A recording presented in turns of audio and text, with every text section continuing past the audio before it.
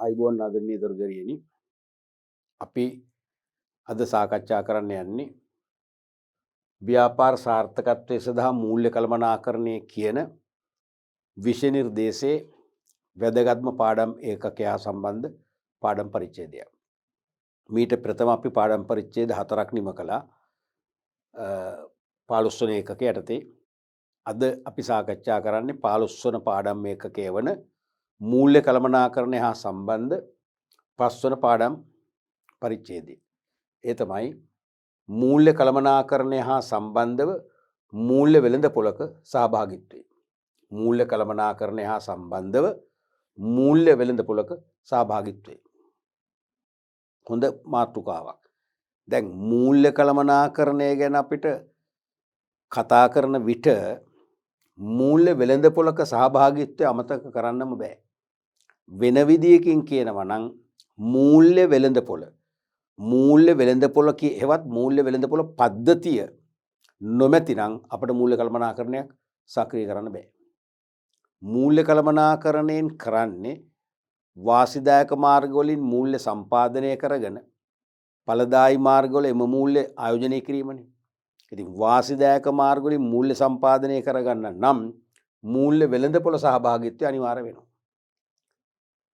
ප්‍රශස්ත නැත්තම් ඉතා ඉහළ ද්‍රවශීලතාවක් සහිත මූල්‍ය බලාගාර බඳු මූල්‍ය වෙළඳපොළක් තිබිය යුතුමයි. තිබුණොත් තමයි මූල්‍ය කළමනාකරණයක් අපට සක්‍රිය කරන්න වෙන්නේ. පැහැදිලිද? අපි මුලින්ම බලමු මූල්‍ය පද්ධතිය. ෆයිනෑන්ස් සිස්ටම් එක පද්ධතිය. දැන් පද්ධතියක් කියන්නේ එකිනෙකට බැඳුණු සංකල්ප නැත්තම් සාධක නැත්තම් ගුණාංග වල එකතුවක්නේ. එතකොට මූල්‍ය පද්ධතියත් එහෙමයි. ආර්ථිකයක මූල්‍ය තීරණ ක්‍රියාත්මක කිරීමේ නිරතව සිටින මූල්‍ය වෙළඳපොළ, මූල්‍ය ආයතන, මූල්‍ය උපකරණ, මූල්‍ය යටිතල පහසුකම්, මධ්‍යම බැංකුව ආදීන් සමන්විත පද්ධතිය තමයි මූල්‍ය පද්ධතිය කියලා කියන්නේ. තේරෙනවද? මෑත කාලේ අහලම නැහැ. නමුත් අහන්න පුළුවන් විශේෂයෙන්ම වාස්තවික පේපර් එකේ නිශ්චිත පිළිතුරු අපේක්ෂිත ප්‍රශ්නයක් වශයෙන් එන්න පුළුවන්. රටක මූල්‍ය පද්ධතියට අයත් මූලිකාංග නම් කරන්න. ඒක ව්‍යුහගත පේපර් එකටත් එන්න පුළුවන්. ඒක තහනමක් නෑ. ව්‍යුහගත පේපර් එකේ යම් ප්‍රශ්නයක රෝමි ඉලක්කම් පිටු 6 වෙනි ප්‍රශ්නේ රෝමි ඉලක්කම් දෙකේ අයන්න. ඒක ආයන්න වශයෙන් එන්න පුළුවන්. આવොත් අපිට මෙන්න මේ කරුණු ටික ලියන්න වෙනවා. එහෙනම් මූල්‍ය පද්ධතිය කියන්නේ පද්ධතියක් කියන්නේ එකිනෙකට බැඳුණු සාධක සමූහයක්. එහෙනම් මූල්‍ය වෙළඳපොළ හා සබැඳි එකිනෙකට බැඳුණු සංකල්පවල එකතුවක් තමයි මූල්‍ය පද්ධතිය කියන්නේ. ඒක සමන්විත වෙන්නේ මූල්‍ය වෙළඳපොළ ෆයිනෑන්ස් මාකට් එක. ඒ කියන්නේ දිගු කාලීනව හෝ කෙටි කාලීනව. දිගු කාලීනව හෝ කෙටි කාලීනව මූල්‍ය ගනුදෙනු ක්‍රියාත්මක කරන වෙළඳපොළ තත්වය තමයි මූල්‍ය වෙළඳපොළ කියන්නේ. ඒක අපි පස්සේදී කතා කරන ප්‍රභේද දෙකක් එනවා. මුදල් වෙළඳපොළ, ප්‍රාග්ධන වෙළඳපොළ. මනී මාකට් and කැපිටල් මාකට්. කෙටි කාලීන මූල්‍ය සම්පාදනය කරන වෙළඳපොළ තමයි මුදල් වෙළඳපොළ. දිගු කාලීනව මූල්‍ය සම්පාදනය කරන වෙළඳපොළ තමයි ප්‍රාග්ධන වෙළඳපොළ කියලා කියන්නේ. හරිද? ඒ දෙක එකතුව තමයි මූල්‍ය වෙළඳපොළ නැත්තම් ෆයිනෑන්ස් මාකට් කියලා කියන්නේ. පැහැදිලිනේ? ඊළඟට මූල්‍ය ආයතන. දැන් මූල්‍ය ආයතන කියන්නේ ඔය මූල්‍ය වෙළඳපොළ. දැන් කෙටි කාලීනව හෝ දිගු කාලීනව මූල්‍ය සම්පාදනය කරන මූල්‍ය වෙළඳපොළ තුල මූල්‍ය සම්පාදනය කිරීමට ඉදිරිපත් වන ආයතන නැත්නම් බැංකු ආයතන තමයි මූල්‍ය ආයතන කියන්නේ. නැත්නම් මූල්‍ය සැපයුම්කරුවෝ. වෙළඳපොළක ප්‍රධාන පාර්ශව දෙකයිනේ. ගැනුම්කරුවෝ විකුණුම්කරුවෝ නැත්නම් සැපයුම්කරුවෝ. දැන් මූල්‍ය වෙළඳපොළක භාණ්ඩ නෙවෙයි මිලදී ගන්න. ඒ නිසා අපි කියන්නේ සැපයුම්කරුවෝ. ඒ වගේම ඒ මූල්‍ය සම්පාදනය කරගන්න තමයි අනිත් පැත්ත. ඒක මූල්‍ය සම්පාදනය කරගන්න විවිධ පුද්ගලයෝ සහ ආයතන ඉන්නවනේ. වැදගත්ම දේ මූල්‍ය සම්පාදකයෝ. ඒ කියන්නේ මූල්‍ය ආයතන. තේරුණාද? එහෙනම් මූල්‍ය වෙළඳපොළ සත්‍ය සක්‍රීය නැත්නම් ක්‍රියාකාරී මූල්‍ය වෙළඳපොළක් බවට පත් වෙන්නේ නැහැ මූල්‍ය ආයතන නොතිබුණා නම්. මොකද මූල්‍ය ආයතන වලින් තමයි කෙටි කාලීන හෝ දිගු කාලීන මූල්‍ය සපයා දෙන්නේ. අනිත් එක මූල්‍ය උපකරණ. දැන් මේ මූල්‍ය ආයතන සහ නැත්තම් මූල්‍ය ආයතන වලින් මූල්‍ය ගනුදෙනු කරුවන් නැත්නම් මූල්‍ය ඉල්ලුම් කරුවන් මූල්‍ය සපයා ගැනීමට උත්සාහ දැරීමේදී ඒ දෙපක්ෂය අතර කිසියම් මූල්‍යමය උපකරණ නැත්නම් මූල්‍ය සහතික හුවමාරු වෙනවා. දැන් නිදසුනක් වශයෙන් සීමිත පොදු සමාගමකට මහජනයාගෙන් කෙටි කල් ණය ලබා ගන්න අවශ්‍ය වුණාම මහජනතාවගෙන් ඉල්ලීමක් කරනවා ආරාධනාවක් කරනවා කෙටි කල් ණය සපයන්න කියලා. නිකම්ම කට වචන දෙනවද නෑනේ. කිසියම් මූල්‍යමය සහතිකයක් එපයි. ඒක තමයි සාක්ෂිය. මම අසවල් පොදු සමාගමට මාස 6කින් කල්පිරෙන වාංජි පත්‍රිකාවල මෙන්න මෙච්චර මුදලක් ආයෝජනය කරා කියලා ඔප්පු කරන්න පුළුවන් වෙන්න එපා. නැත්තම් කල්පිරන කාලෙදි කිව්වොත් අපි ඔබගෙන් මූල්‍ය සපයාගත්තේ නැහැ කියලා මොකද වෙන්නේ? කට උත්තර නැහැනේ. ඒ නිසා මූල්‍ය උපකරණත් හුවමාරු වෙන්න ඕන. මූල්‍ය ගනුදෙනුව නිම කරන්න වෙන්නේ මූල්‍ය උපකරණ හුවමාරු කර ගැනීම. පැහැදිලිනේ? ඊළඟට මූල්‍ය යටිතල පහසුකම්. දැන් මේ මූල්‍ය වෙළඳපොලේ මූල්‍ය ගනුදෙනු පිළිබඳ තොරතුරු විවිධ පාර්ශවයන් අතර නැත්නම් අවශ්‍ය පාර්ශවයන් අතර හුවමාරු කරමින් එම මූල්‍ය ගනුදෙනු පිළිබඳ මූල්‍ය තොරතුරු දෙපක්ෂයටම අදාළ ලෙජර් වල අදාළ ගිණුම් පොත්පත්වල ශනිකව සටහන් කරන්න අවශ්‍ය පහසුකම් තමයි මූල්‍ය යටිතල පහසුකම් කියලා කියන්නේ. අපි කතා කරා කලින් බැංකු පාඩමේදී RTGS ක්‍රමය real time gross settlement system එක තත්කාලීන දළ පියවීම් ක්‍රමය බැංකුව අතර සිදුවන ගනුදෙනු සිදුවන අවස්ථාවේම ශනිකව ගිණුම් පොත්වල ගලපලා නිම කරන එක. SSDS ක්‍රමය ස්ක්‍රිප්ට්ලස් සිකියුරිටීස් ඩිපොසිටරි සිස්ටම් කියන ක්‍රමය මතකනේ. ඒ වගේ ක්‍රම. අනික ස්විෆ්ට් SWIFT ස්විෆ්ට් ක්‍රමය Society for Worldwide Interbank Financial Telecommunication කියන එක. මතකනේ. ඒ වගේ යටිතල පහසුකම් තිබුණොත් තමයි මේ මූල්‍ය උපකරණ හුවමාරු කරමින් මූල්‍ය ගනුදෙනු දියත් කරලා මූල්‍ය වෙළඳපොලක් සක්‍රිය කරන්න පුළුවන් වෙන්නේ. ඊළඟට මධ්‍යම බැංකුව අවශ්‍යමනේ මහා බැංකුව. මධ්‍යම බැංකුව තමයි මේ මූල්‍ය වෙළඳපොලේ ඉන්න බලවත්ම ආයතනය. නැත්නම් මධ්‍යම බැංකුව තමයි මූල්‍ය ආයතනවල නියම බැංකුව. මේ මූල්‍ය වෙළඳපොලේ සමස්ත ක්‍රියාකාරීත්වයේ පරිපාලනය කරන්න පුළුවන්. නියාමනය කරන්න පුළුවන් බලතල තියෙන්නේ මධ්‍යම බැංකුවටයි. ඒ නිසා මධ්‍යම බැංකුවේ සමස්ත නියාමන ආවරණයත් එක්ක තමයි මූල්‍ය වෙළඳපොළ සක්‍රිය වෙන්නේ. මෙන්න මේ වගේ මූල්‍ය වෙළඳපොළ, මූල්‍ය ආයතන, මූල්‍ය උපකරණ, මූල්‍ය යටිතල පහසුකම් සහ මධ්‍යම බැංකුවෙන් සමන්විත වන පද්ධතිය තමයි මූල්‍ය පද්ධතිය කියලා කියන්නේ. පැහැදිලිනේ? මූල්‍ය පද්ධතිය තුළ සිදුවන ප්‍රධාන හා වැදගත් කාර්ය වන්නේ මූල්‍ය අතරමැදිකරණයයි. මූල්‍ය වෙළඳපොළ තුළ සිදුවන ප්‍රධාන හා වැදගත්ම කාර්ය මොකද්ද? මූල්‍ය අතරමැදිකරණය. මොකද්ද මේ මූල්‍ය අතරමැදිකරණය කියන්නේ? අරමුදල් අතිරික්තයක් ඇති ඒකක හා අරමුදල් හිඟයක් ඇති ඒකක සම්බන්ධ කරන යාන්ත්‍රණය තමයි මූල්‍ය පද්ධතිය කියලා කියන්නේ. තේරුණාද? ඒ කියන්නේ මූල්‍ය අතරමැදිකරණයක් තුලින් තමයි මේ මූල්‍ය පද්ධතිය නිර්මාණය වෙන්නේ. දැන් මේ කියන ගුණාංග එකතු වෙලා හැදෙන මූල්‍ය පද්ධතියෙන් වෙන්නේ අරමුදල් අතිරික්තතා ඇති ඒකක නැත්නම් පුද්ගලයන් සහ ආයතන. අරමුදල් ඌනතා ඇති ඒකක සහ නැත්නම් පුද්ගලයන් සහ ආයතන සම්බන්ධ කිරීමක් තමයි වෙන්නේ. ඒ සම්බන්ධ කරන යාන්ත්‍රණය තමයි මූල්‍ය පද්ධතිය කියන්නේ. දැන් මේ මූල්‍ය පද්ධතිය උපාංගනේ මේ උපාංග වලින් තමයි අරමුදල් අතිරික්තතා ඇති පාර්ශව සහ ඌනතා ඇති පාර්ශව සම්බන්ධීකරණය කරන්නේ. පැහැදිලිනේ? එතකොට අරමුදල් අතිරික්තතා ඇති පුද්ගලයන් සහ ආයතන ඉන්නවා. අරමුදල් ඌනතා ඇති පුද්ගලයන් සහ ආයතන ක්‍රියාත්මක වෙනවා. මේ දෙගොල්ලෝ අතර සම්බන්ධීකරණයක් කරලා මේ දෙගොල්ලෝ අතර කෙටි කාලීන හෝ දිගු කාලීන මූල්‍ය ගනුදෙනු ඇතුළත් තමයි මූල්‍ය වෙළඳපොළක් නිර්මාණය වෙන්නේ.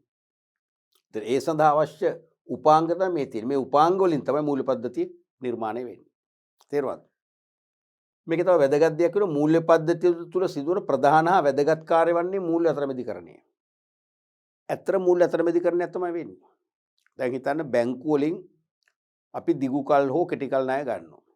අපට දෙන ණය ඒ සල්ලි කොහෙන්ද බැංකුව වලට? මං අහන්නේ මධ්‍යම බැංකුව නෙවෙයි. වාණිජ්‍ය බැංකු, ග්‍රාමීය බැංකු, සංවර්ධන බැංකු, ඉතිරි කිරීම බැංකු තියෙනවනේ. ඒවෙන් අපි ණය ගන්න. ඒ අපිට දෙන ණය ඒගොල්ලෝ ඒ මුදල් මුද්‍රණය කරනවද? අච්චු ගහනවද? මහා බැංකුව වගේ නෑනේ.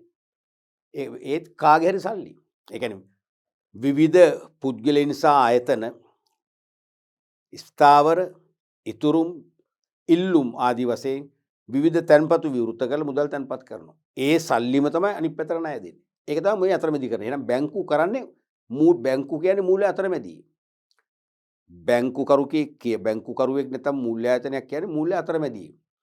ඒගොල්ලෝ කරන්නේ යම් පුද්ගලයන් සහ ආයතන වල සතු මුදල් තැන්පතු වශයෙන් බාර අරගෙන පොලියක් ගෙවීම එකගත්තු ඇතුව සහ කල්පිරුම ආපසු ගෙවීම එකගත්තු ඇතුව ඒ මුදල්ම තවත් පාර්ශවයකට ණයට දෙනවා. එහෙනම් ඒගොල්ලෝ කරන්නේ අතරමැදි සේවය. ඒක තමයි මූල්‍ය අතරමැදිකරණය කියන්නේ. තේරුණාද? එහෙනම් මූල්‍ය පද්ධතිය තුල ඇත්තරම වෙන්නේ මූල්‍ය අතරමැදිකරණය. මූල්‍ය අතරමැදිකරණයෙන් තමයි අර මුදල් අතිරික්තත ඇති ඒකක පුද්ගලයන් සහ ආයතන සහ මුදල් ඌනත ඇති ඒකක නැත්නම් පුද්ගලයන් සහ ආයතන අතර දිගු කල් හෝ කෙටි කල් මූල්‍ය ගනුදෙනු ඇති කරන්න ක්‍රියාත්මක වෙන්නේ මේ මූල්‍ය අතරමැදිකරණය කියන ක්‍රියාවලිය. ඒ මූල්‍ය අතරමැදිකරණය මෙහෙවන්නේ කවුද? මූල්‍ය ආයතන. එහෙනම් සෑම මූල්‍ය ආයතනයක්ම මූල්‍ය අතරමැදියෙක් වෙනවා. පැහැදිලිනේ? රයිට්. අපි බලමු ඊළඟට මූල්‍ය පද්ධතියක සංයුතිය මේ වගේ අපට පුළුවන් ප්‍රාමුඛින් පෙන්눔 කරන්න. මැද මූල්‍ය පද්ධතිය මධ්‍යම බැංකුව කොහොමද තියෙන්නේ? මොකද එයා තමයි සියලුම මූල්‍ය ආයතන මෙහෙවන්නේ, නියාමනය කරන්නේ.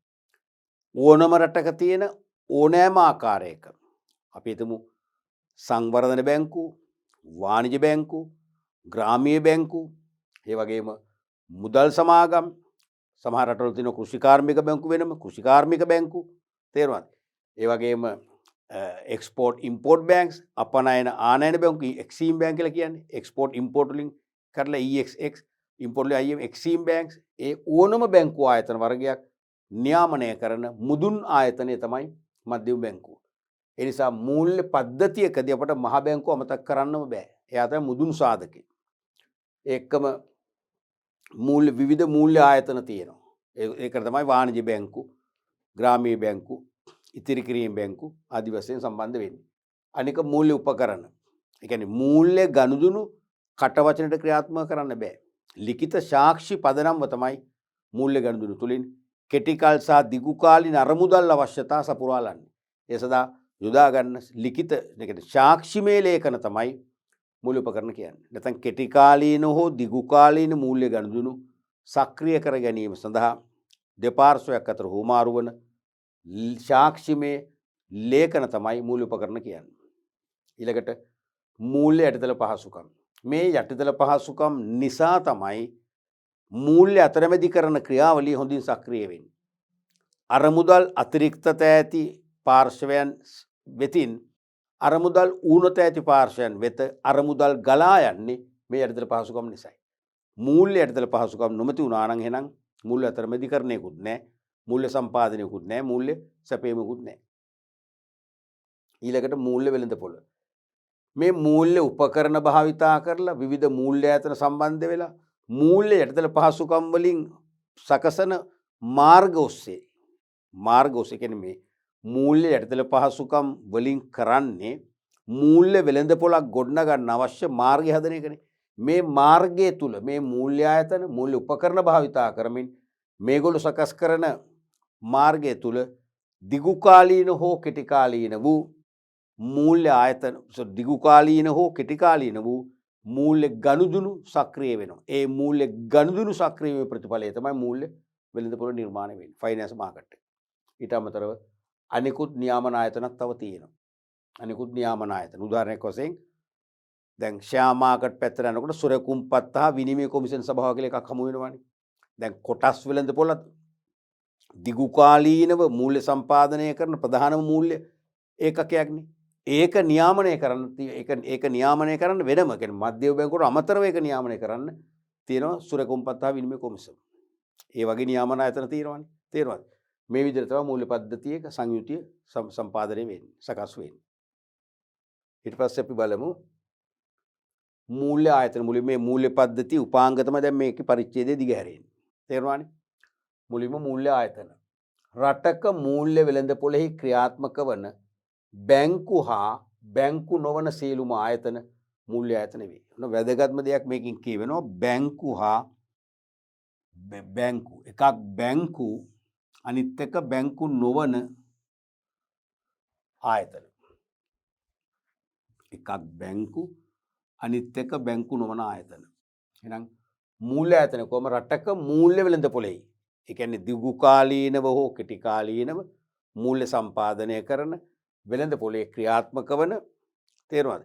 සමහර ඒවා බැංකු ආයතන, සමහර ඒවා බැංකු නොවන ආයතන. ඒ බැංකු මෙන්ම බැංකු නොවන ආයතන දෙවර්ගයේම අපි නම් කරනවා මූල්‍ය ආයතන කියලා. මූල්‍ය ආයතන කියලා. දැන් උදාහරණයක් වශයෙන් අපි ගත්තොත් වාණිජ බැංකු. බැංකු ආයතනට අයිති. සමූපකාර ග්‍රාමීය බැංකු අයිති. මුදල් සමාගම් බැංකු වලට අයිති. ඉතිරි කිරීමේ බැංකු අයිති. සංවර්ධන බැංකු අයිතිනේ. කොටස් වෙළඳපොළ කියන්නේ මොකද්ද? කොටස් වෙළඳපොළ දිගු කාලීනව මූල්‍ය සම්පාදනය කරන ඒකකයක් නේ. හැබැයි ඒක බැංකුවක් නෙවෙයි. අන්න බැංකු නොවන ආයතන. ඒතර ඒ කොටස් වෙළඳපොළ කියන එකත් දිගු කාලීනව මූල්‍ය සම්පාදනය කරන ඒකකයක්. වාණිජ බැංකුත් දිගු කාලීනව මූල්‍ය සම්පාදනය කරනවා. හරිද? ඒකයි බැංකු සහ බැංකු නොවන. කියන්නේ මූල්‍ය වෙළඳපොළේ ක්‍රියාත්මක වන කෙනෙක්ගේ තේරුම මොකද්ද? මූල්‍ය වෙළඳපොළ තුල කෙටි කාලීනව හෝ දිගු කාලීනව මූල්‍ය සම්පාදනය කරන. දිගු කාලීනව හෝ කෙටි කාලීනව මූල්‍ය සම්පාදනය කරන බැංකු සහ බැංකු නොවන සියලු ආයතන වල එකතුව තමයි මූල්‍ය ආයතන කියන්නේ. නැත්නම් අපි හිතනවා මූල්‍ය ආයතනක අපිට කෙලින්ම සාමාන්‍ය වහර අනුව මූල්‍ය ආයතනක මතක් වෙන්නේ බැංකුවක්, වාණිජ බැංකුවක්, ඉතිරි කිරීම බැංකුවක්. එහෙමනේ නෑ. ඒවත් අයිති. බැංකු නොවන ආයතනක් තියෙනවා කියන එක මතක් කරන්න එපා. හොඳම නිදසුන කොටස් වෙළඳපොළ. කොටස් වෙළඳපොළක් සංවිධානයක් නේ, ආයතනයක් නේ. ඒ කොටස් වෙළඳපොළ නිසානේ පොදු සමාගම් වලට කොටස් විකුණාගෙන දිගු කාලීන ප්‍රාග්ධන සම්පාදනය කරන්න පුළුවන්. එහෙනම් ඒකත් මූල්‍ය ආයතන. හරිනේ. එහෙනම් රටක මූල්‍ය වෙළඳපොළේ ක්‍රියාත්මක වන, ඒ කියන්නේ කෙටි කාලීන හෝ දිගු කාලීන මූල්‍ය සම්පාදනය කරන මේ මූල්‍ය වෙළඳපොළේ ක්‍රියාත්මක වන කියන එකේ තේරුම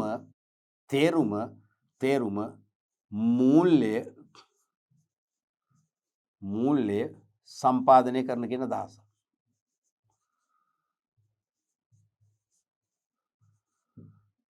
ක්‍රියාත්මක වන බැංකු හා බැංකු නොවන සියලුම ආයතන මූල්‍ය ආයතන වෙනවා.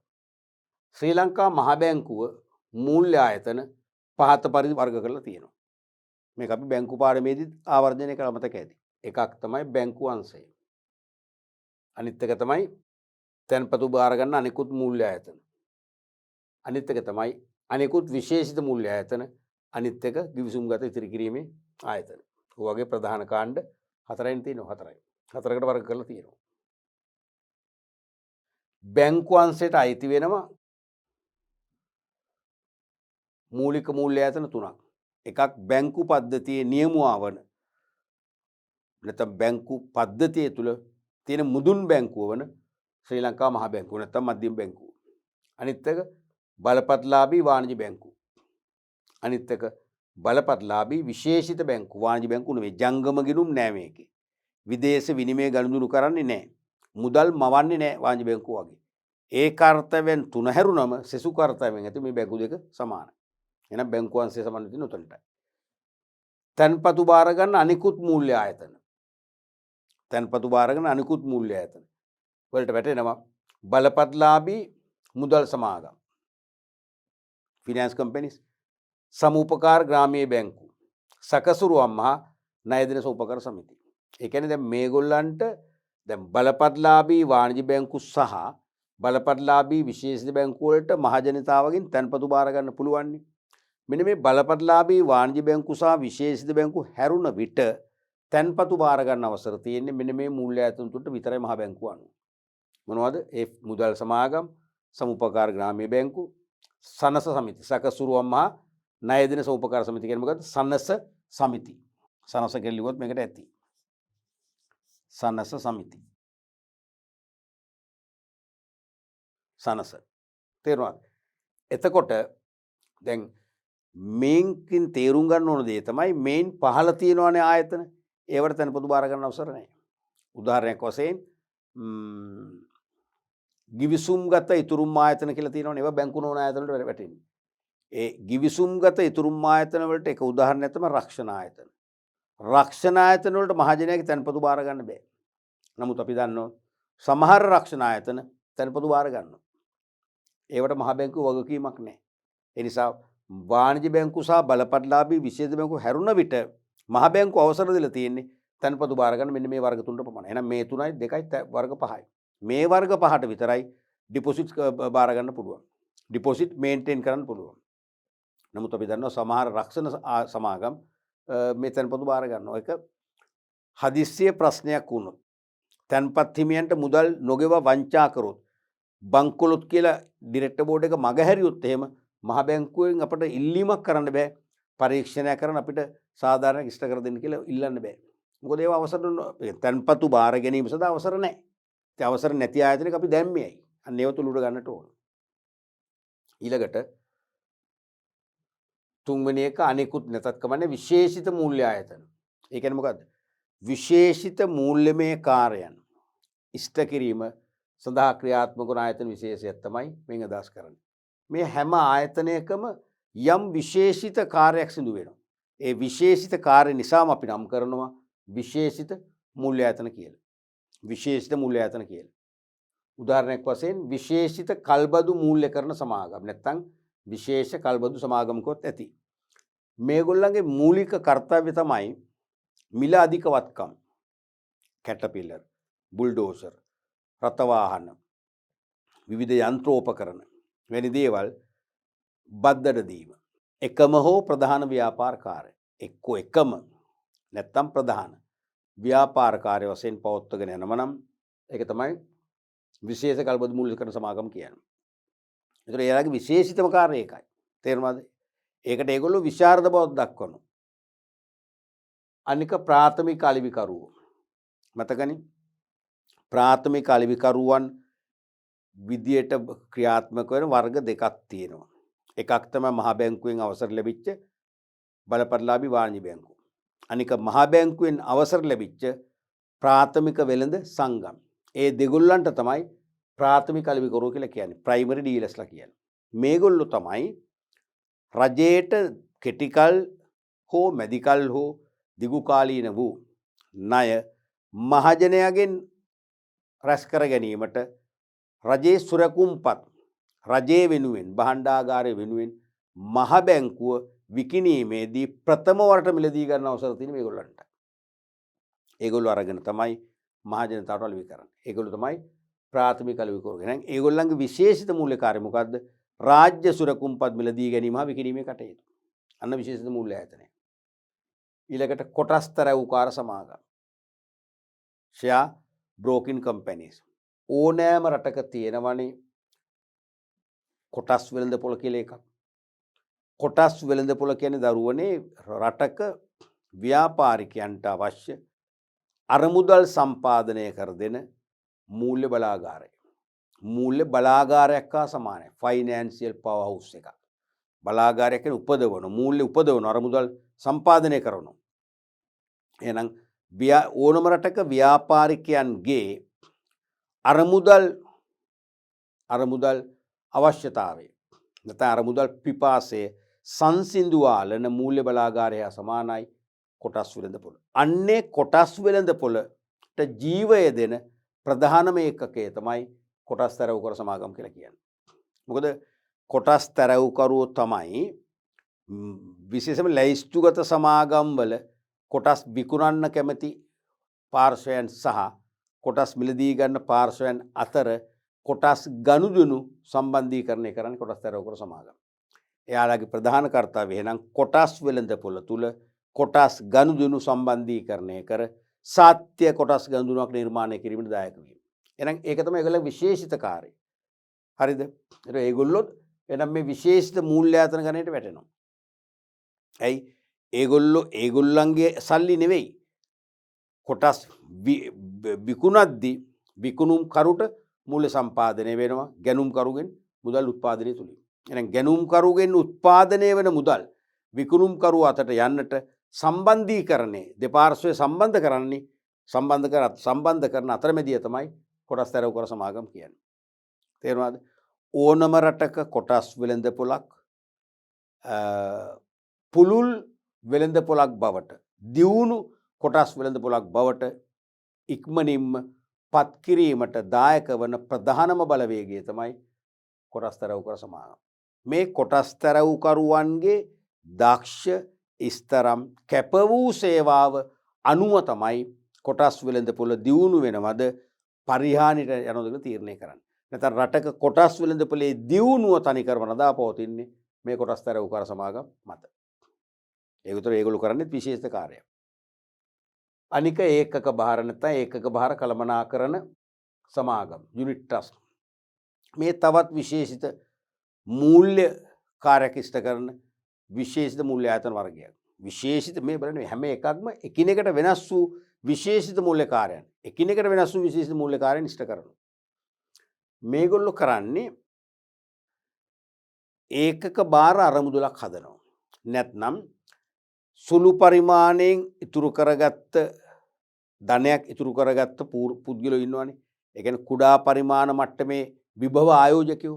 දැන් මම රුපියල් 10000ක් ළඟ තියන් ඉන්නෝ මොන හරි ව්‍යාපාර කටයුත්තක ආයෝජනය කරලා ආදායම් උපදව ගන්න. ඔබ රුපියල් ලක්ෂයක් අතේ තියන් ඉන්නම ඒක කිසියම් ප්‍රතිලාභයක් උපයන්න පුළුවන් මාර්ගයක යොදවන්න. නමුත් කුඩා පරිමාණ ආයෝජකයන්ට තියෙන ආයෝජන අවස්ථා අඩුයි. දැන් දැවැන්ත ලැයිස්තුගත සමාගමක් මිලකල සමාගමක් කොටස් නිකුත් කිරීමක් කරලා කොටස් මිලදී ගන්න කියලා ආරාධනාවක් කළොත් ඒගොල්ලෝ දානෝ සීමාවක්. අවම වශයෙන් කොටස් 5000ක්වත් ඉල්ලුම් කළ යුතුයි. අවම වශයෙන් 5000 කියන්නේ රුපියල් 10 කොටස් 5000ක්. රුපියල් 10 කොටස් 5000ක් කියන්නේ රුපියල් 50000ක්. මල්ලක තින්නේ 10000යි. මට ඒතර ඒ සමාගමේ ඉන්වෙස්ට් කරන්න බෑ. මම ආසයි සමාගමේ ආයෝජනය කරන්න. නමුත් මට යන්න විදියක් නෑ. 50000ක් නෑ. ඔබලක තින්නේ 45000යි 35000යි 25 අපි කාටවත් බෑ.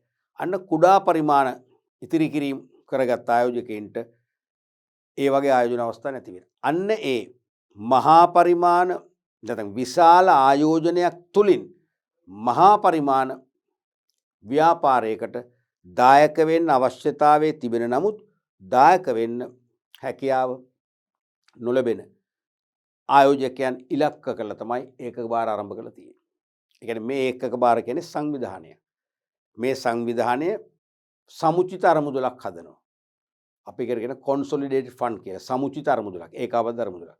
මේ අරමුදල කුඩා කොටස් වලට බෙදෙනවා. අර සමාගමක ප්‍රාග්ධනය බෙදන්නේ කොටස් වලට අපි ඒවට කියන්නේ කොටස්නේ. ඒ වගේ රුපියල් ගොඩක් වල 100 හෝ ඊට වඩා වැඩි ඒකකවලට බෙදෙනවා.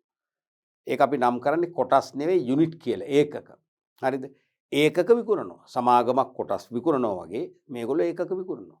අර වගේ අර කුඩා පරිමාණයෙන් ආයෝජනය කරන්න බලාපොරොත්තුව කුඩා මුදල් ප්‍රමාණයක් ඉතුරු කරගත්ත අය මොකද කරන්නේ? මේ ඒකක මිලදී ගන්න.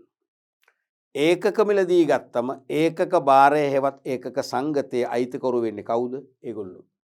තේරුණාද? එhmenan ඒගොල්ලන්ගේ සල්ලි වලින් තමයි මේ ඒකක සංගතයේ අරමුදලක් හැදුනේ. ඊට පස්සේ අරමුදලේ තියෙන සල්ලි ආයෝජන මාර්ග එකක නෙවෙයි කීපයක එකවර ආයෝජනය කරනවා. එකක ආයෝජනය කරන්නේ නැහැ. ඒතර අවදානම් වැඩිනේ. ආයෝජන මාර්ග එකක නෙවෙයි කීපයක ආයෝජනය කරනවා. අපි ඒකට කියනවා ආයෝජන කලබක් කියලා. Investment portfolio. හරිද? වාණිජ බැංකු ස්ථාවර තැන්පතු වල. ඒ වගේම විශේෂම රාජ්‍ය සුරකුම්පත් වල භාණ්ඩාගාර බිල්පත්, භාණ්ඩාගාර බෙදුම් කර, රුපියල් සුරකුම්පත් වගේ මාර්ගවල ආයෝජනය කරනවා. එතකොට එක මාර්ගයේ එක ආයෝජන මාර්ගයකින් පාඩුවක් වුණත් සෙසු ආයෝජන මාර්ග වලින් ඒ පාඩුව ආවරණය කරගන්න නිසා ආයෝජන අවදානම ඉතාම අඩුයි. තේරුණාද?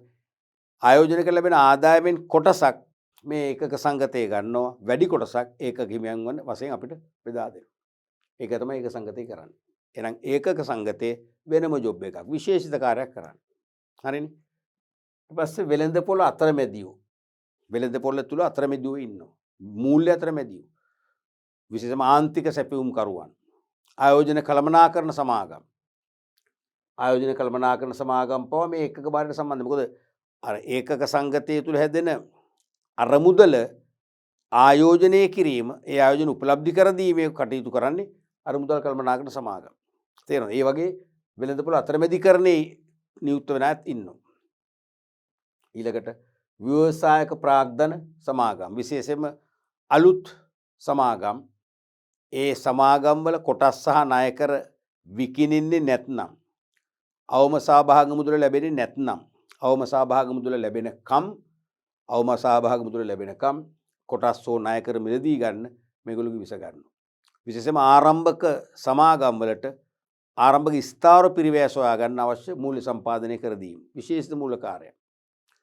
ඊට පස්සේ ණය ශ්‍රේණිගත කිරීමේ ආයතන ක්‍රෙඩිට් රේටින් ඉන්ස්ටිටියුෂන්ස් ණය ශ්‍රේණිගත කිරීමේ ආයතන වලින් කරන්නේ කිසියම් මූල්‍ය ආයතනයකට මූල්‍ය වගකීම් දැරීමට ඇති හැකියාව සංඛ්‍යාත්මකව තක්සේරු කරලා ඒකට සංකේත තුලින් සංකේත ලබා දීලා ඒ සංකේත තුලින් ජනතාව දැනුවත් කරනවා. දැන් අපි හිතමු අපි ළඟ තියෙන ඉතිරි කරගත්ත විශාල මුදලක් අපි කිසියම් බැංකුවකට දෙනවා කියලා ස්ථාවර පොතක් වශයෙන් තියාගන්න පවත්වාගෙන යන්නේ. ඒ බැංකුව ඉක්මනින් බංකොලොත් වුණොත් මොකද වෙන්නේ? අපිට සල්ලි නැති වෙනවා. අන්න මූල්‍ය වගකීම් දැරීමේ හැකියාව නැහැ. ඒ කියන්නේ අපි ස්ථාවර හෝ ඉතිරි කිරීමේ හෝ ගිණුම් වල දාන සල්ලි අපිට ආපහු ලැබෙන්න එපයි. ඒක මූල්‍ය වගකීමක්නේ. බැංකුවේ වගකීමක්. ඒ බැංකුවට මූල්‍ය වගකීම දැරීමේ හැකියාව තියෙනවද? ඉහළ ද්‍රව්‍යශීලතාවයක් තියෙනවද? මොකද ද්‍රව්‍යශීලතාවයේ දිගුකාලීනව ස්ථාවරව පවතින නම් විතරයි ආපසු ගෙවීමේ වගකීම දරන්න පුළුවන්. අන්න ඒ වගේ බැංකු වලට ඒ මූල්‍ය වගකීම් දැරීමේ හැකියාව සංඛ්‍යාත්මකව ගණනය කරලා සංකේත ප්‍රදානය කරනවා. ඒ සංකේත වලින් ඒ මූල්‍ය වගකීම් දැරීමේ හැකියාවේ තරම මහජනතාවට හඳුනා ගන්න පුළුවන්. තේරුණාද? දැන් සමහරට ඒ සංකේතාවොත් ඒ කියන්නේ මූල්‍ය වගකීම් දැරීමේ හැකියාව ඉතා ඉහළයි. B සංකේතාවොත් මධ්‍යස්ථයි. D සංකේතාවොත් ඒ කියන්නේ මූල්‍ය වගකීම් දැරීමේ කිසිදු හැකියාවක් නැහැ. එහෙනම් අපි වෙන අයත් එක්ක මූල්‍ය ගනුදෙනු කරන්නේ නැහැ. අන්න විශේෂ කාර්යයක් ඉෂ්ට කරන්න. ඒ වගේ මූල්‍ය ආයතනක් තියෙනවා. ඊට පස්සේ ගිවිසුම් ගත ඉතිරි කිරීමේ ආයතන. ගිවිසුම් ගත ඉතිරි කිරීමේ ආයතන. මූල්‍ය ආයතන පද්ධතිය හතරවෙනි වර්ගය. ඒ කියන්නේ ගිවිසුම් ගත. ඒ කියන්නේ යම්කිසි සිදුවීමක් සිදුවීමෙන් පසු හෝ යම් කාලයක් නිම වූ පසු ආපසු ගෙවීමේ ගිවිසුමක් ඇතුව විවිධ අරමුදල් පවත්වාගෙන යනවා. එවැනි අරමුදල් තමයි ගිවිසුම් ගත ඉතිරි ආයතන කියන්නේ. එක්කොයම් සිදුවීමක් සිදුනාට පස්සේ ගෙවීමේ පොරොන්දු මත. එක්කොයම් කාලයක් නිම වෙලා කල්පිරුණු පසු ආපසු ගෙවීම පොරොන්දු මත. දැන් බලන්න රක්ෂණ සමාගම් කරන්නේ පුද්ගලයන් සහ ව්‍යාපාරිකයන්ගේ අවදානම් බාර ගන්න එකනේ. අවදානම් බාරගෙන රක්ෂණ ගිවිසුම ඇති කරගන්නවා. රක්ෂණ ගිවිසුමේ ප්‍රකාරව වාරිකාය කරනවා. වාරිකාය කරලා ඒ වාරිකවල මොකද කරන්නේ? රක්ෂණ අරමුදලක් ඒගොල්ලෝ සම්පාදනය කරගන්නවා. රක්ෂිත දේපලට රක්ෂිත විෂය වස්තුවට හානි වුණොත් වන්දි ගෙවනවා. හානි වුණ නැත්නම් වන්දි ගවන්නේ. තේරුණාද? එහෙනම් බලන්න යම් සිදුවීමක් සිදු වුණොත් යම් මුදලක් සපයන වන්දිය සපයන රක්ෂණ සමාගම්. අනිත් එක සේවක අර්ථසාධක අරමුදල. රජයේ නොවන පෞද්ගලිකාංශයේ සේවකයින්ට විශ්‍රාමයට උප නැහැනේ. ඒ නිසා ඒගොල්ලන්ට සේවක අර්ථසාධක අරමුදල් දායකත්වයක් ක්‍රියාත්මක කරනවා. මහා බැංකුවේ සේවක අර්ථසාධක අරමුදල් දෙපාර්තමේන්තුව කියලා එකක් තියෙනවා. ඒකේ හැම විශ්‍රාමයට නොලබන පෞද්ගලිකාංශ සේවකයෙක් සඳහාම ඒ අදාළ සේවා යෝජකයට පුළුවන් ගිණුමක් විවෘත කර EPF ගිණුමක් විවෘත කරවල මාසිකව දායක මුදල් බැර කරන්න. ඔබ දන්නවා සාමාන්‍ය දාල වැටුපෙන් 8ක් සේවකයෙකුගේ පඩියෙන් කපා ගන්නවා වැටුපෙන් කපා ගන්නවා. වැටුපට ඒ වැටුපෙන් 12ක ප්‍රමාණයක් සේවා යෝජකයා විසින් අතින් දරා ගන්න ඕනේ. අවම 20ක්. අපි දුම් වැටුප රුපියල් ලක්ෂයක් කියලා 8ක් උපරිම අපෙන් කපා ගන්න පුළුවන්. ඒ කියන්නේ රුපියල් 8000ක්. සේවා යෝජකයා අවම 12ක්. ඒ කියන්නේ රුපියල් 12000ක්. එන මුළු දායකයෙකුගේ රුපියල් 20000ක් මාසිකව වැර කරන EPF ගිණුමට. ඒක ඉතින් අවුරුදු පිරිමියෙක් නම් අවුරුදු 55 වෙනකම් කාන්තාවක් නම් 50 වෙනකම් තර වෙනවා. පොලී වෙනවා. විශ්‍රාම ගියන් පස්සේ ආපසු ගන්න පුළුවන්. තේරෙනවද? ඒතර ඒක ගිවිසුම මොකද්ද? විශ්‍රාම ගියනතෙක් ආපසු දෙන්නේ නැහැ. විශ්‍රාම ගියොත් ආපසු දෙනවා. කියන ගිවිසුම එක ගත්තේ තියෙනවා. ගිවිසුම් ගත යුතුම ආයතනයක්. සේවක භාරකාර අරමුදලත් එහෙමනේ. විශ්‍රාම රුම් නොලබන අයට සේව්‍යා විසින් සේවා යෝජකයා විසින් පමණක් දායක වෙලා එක්කෝ විශ්‍රාමයේදී නැත්නම් සේවෙන් ඉවත් වීමේදී මේක ගන්න පුළුවන් එකවර. ඒකත් එතන ගිවිසුමක්. ගිවිසුම්ගත ආයතනයක්. අනුමත පෞද්ගලික අර්ථ සාධක අරමුදල. අනුමත පෞද්ගලික අර්ථ සාධක අරමුදල තියෙනවනේ එක එක ව්‍යාපාර විසින් මෙහෙවන. ඒවත් එහෙමයි. පෙන්ෂන් විශ්‍රාම යාමේ වයස ලැබුණන් පස්සේ ආපසු ගෙවන්න එක ගත්ත යුතු කම්කරු කොමසාරිස්වරයාගේ අනුදැනුම ඇතුව එයාගේ අවසරය ඇතුව පුළුවන් එක එක බැංකුවල මේ EPF account එකක් පවත්වාගෙන යන්න තමන්ගේ සේවකයන් වෙනුවෙන්. ඒවත් ගිවිසුම් ගත යුතුම ආයතන. අනික රාජ්‍ය සේවක අර්ථ සාධක අරමුදල. දැන් සමහර හැම එකෙම නෙවෙයි සමහර රාජ්‍ය ආයතනවල සේවකයින්ට විශ්‍රාම වැටුපත් තියෙනවා. විශ්‍රාම වැටුපට අමතරව මෙන්න මේ විශේෂිත රාජ්‍ය සේවක අර්ථ සාධක අරමුදල ක්‍රමයේ යටතේ ඒකත් තියෙනවා. දෙකම තියෙනවා. ඒවත් ඒ සේවකයා විශ්‍රාම ගියාට පස්සේ ආපසු ගෙවීමේ ගිවිසුමක් ඇතුව යන්නේ. මෙන්න මේ වගේ මූල්‍ය සමස්ත මූල්‍ය ආයතන පද්ධතිය ප්‍රධාන අංශ හතරකින් සමන්විත වෙනවා. මතකනේ බැංකු අංශය, තැන්පතු බාර ගන්න අනෙකුත් මූල්‍ය ආයතන, විශේෂිත මූල්‍ය ආයතන, ගිවිසුම්ගත ඉතිරි කිරීමේ ආයතන කියලා මූලික වර්ග හතරකට බෙදෙනවා. අපි බලමු ඊළඟට මූල්‍ය උපකරණ. ශ්‍රී ලංකාවේ මූල්‍ය වෙළඳ පොළෙහි මූල්‍ය සම්පාදනය සඳහා හෝමාරු වන මූල්‍යමය සහතික මින්න දහස් වේ. ශ්‍රී ලංකාවේ මූල්‍ය වෙළඳ පොළෙහි මූල්‍ය සම්පාදනය සඳහා හෝමාරු වන මූල්‍යමය සහතික මින්න දහස් වේ.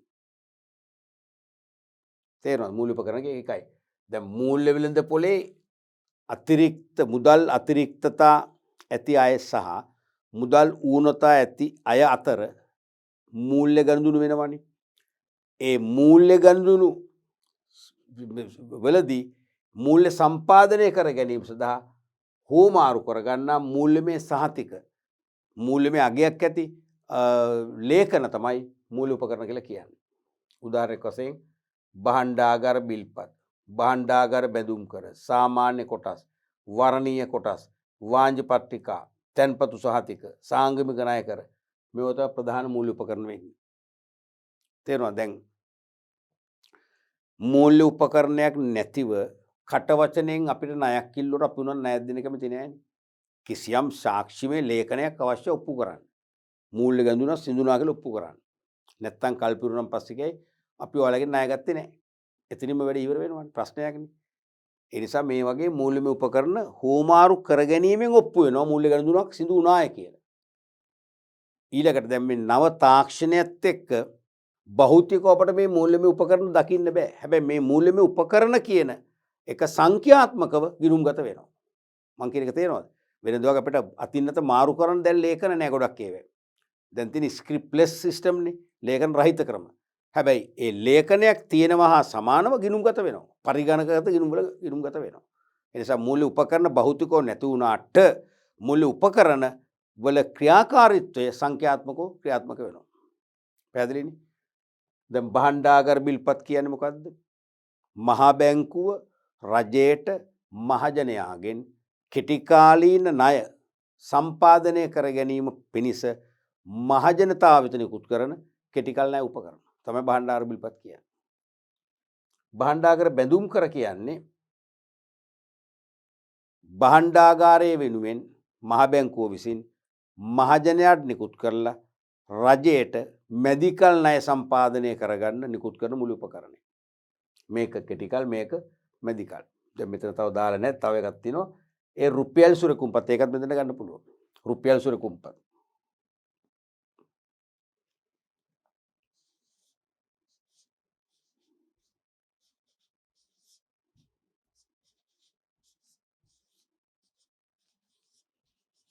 ඒකත් අපිට ගන්න පුළුවන්. ඒ කියන්නේ රජයට මහජනයාගෙන් දිගු කාලීන ණය වසර 3කට වැඩි වසර 5 10 15 20 වගේ දිගු කාලයකදී මහජනයාගෙන් කියන්නේ දිගු කාලයකදී ආපසු ගෙීමේ එකඟත්වය තු මහජනයාගෙන් රැස් කරගන්න ණය තමයි රුපියල් සුරකුම්පත් කියන්නේ. ඊට පස්සේ සාමාන්‍ය කොටස් කියන්නේ දන්නවනේ සීමිත පොදු සමාගම් තමන්ට අවශ්‍ය ප්‍රාග්ධන සම්පාදනය කර ගැනීමට මහජනතාව වෙත නිකුත් කරන නිශ්චිත ලාභාංශ ප්‍රතිශතයකින් තොරව නිකුත් කරන ප්‍රාග්ධන ඒකක. සාමාන්‍ය කොටස අපි දන්නවා සාමාන්‍ය රුපියල් 10 ඒකකනේ තියෙන්නේ. රුපියල් 10 සාමාන්‍ය කොටස් තමයි ලෙවි කරන්නේ. අපි 10 කොටස් ගන්න. දැන් රුපියල් 10 කොටස් 10000ක් ගන්නවා කියන්නේ රුපියල් ලක්ෂයක් මම ආයෝජනය කරනවා. ඒක සාමාන්‍ය කොටස් වල විශේෂත්වය තමයි නිශ්චිත ලාභාංශයක් නැහැ. වසර අග ලාභ ලැබුණට පස්සේ ලාභ ඉහළ නම් ඉහළ ලාභාංශයක් ලබා දෙනවා. ලාභ පහළ නම් පහළ ලාභාංශයක් ලබා දෙනවා. නිශ්චිත ලාභාංශයක් නැහැ. හැබැයි සමාගමේ සැබෑ අයිතිකරු වෙන්නේ මේගොල්ලෝ. ඡන්ද බලය තියෙනවා. අධ්‍යක්ෂ මණ්ඩලයට යන්න පුළුවන්. මහසභා රැස්වීම නියෝජනය කරන්න පුළුවන්. තනිකර සමාගමේ හිමිකාරත්වය තියෙන්නේ සැබෑ හිමිකාරත්වය මේගොල්ලන්ටයි. ඊළඟට වරණීය කොටස්. මේගොල්ලන්ට නිශ්චිත ලාභාංශ ප්‍රතිශතයක් නැහැ. නිශ්චිත ලාභාංශ ප්‍රතිශතයක් නැහැ. තේරුණාද? නැද්ද තියෙනවද? පැහැදිලිවම තියෙනවා. නැත්තේ කාටද? සාමාන්‍ය කොටස් වලට. හොඳට අහගෙන ඉන්න ඕනේ. සාමාන්‍ය කොටස් වලට නිශ්චිත ලාභාංශ ප්‍රතිශතයක් නැහැ. ඒක හරි. ලාභ තියෙනවා නම් ලැබෙනවා. ලාභ ඉහළ නම් වැඩි ලාභාංශයක්, අඩු නම් අඩු ලාභාංශයක්, ලාභ නැත්නම් නැහැ. මේගොල්ලන්ට අනිවාර්යයෙන්ම නිශ්චිත ලාභාංශයක් තියෙනවා. ඒ කියන්නේ වරණීය කොටස් මහ ජනතාවට නිකුත් කරන විටම ලාභාංශ ප්‍රතිශතයේ 8ද 10ද 15ද කියලා ප්‍රකාශ කරලා නිකුත් කරන්නේ. ඒක තමයි මේක විශේෂත්වය.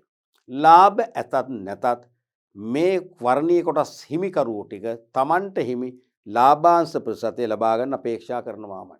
ඒ නිසාම මේගොල්ලෝ වැටෙන්නේ අයිතිකරුවන්ගේ ප්‍රාග්ධනයට නෙවෙයි ණය ප්‍රාග්ධනයටයි. සාමාන්‍ය කොටස් වැටෙන්නේ අයිතිකරුවන්ගේ ප්‍රාග්ධනයටයි. තේරුණාද? ඊළඟට වාණිජ පත්‍රිකා commercial papers බොහෝ විට ලංකාවේ ජනප්‍රියතම නැත්නම් කීර්තිමත් සීමිත පොදු සමාගම් තමයි බහුලව මේව නිකුත් කරන්නේ. සංස්ථාවටත් පුළුවන්, පෞද්ගලික සමාගමටත් පුළුවන්. නමුත් පිළිගැනීමට ලක් වෙච්ච කීර්තිමත් සමාගම් වෙන්නේ පොදු සමාගම්.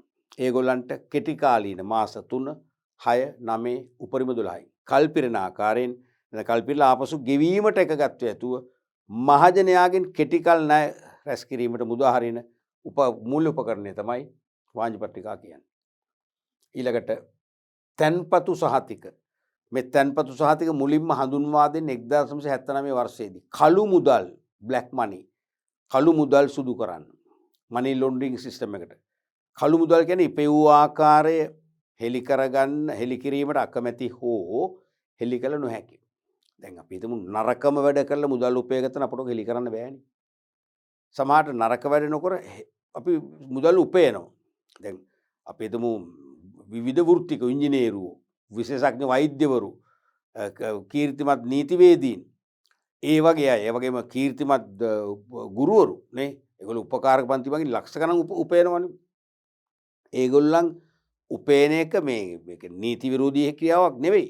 හැබැයි ඒගොල්ලෝ උපයගත්ත මුදල ඒගොල්ලෝ කියන්න අකමැති. මොකද විශාල බදු මුදලක් රජයට ඒගොල්ලෝ දෙන්න කැමැත්තක් දක්වන්නේ නැති නිසා.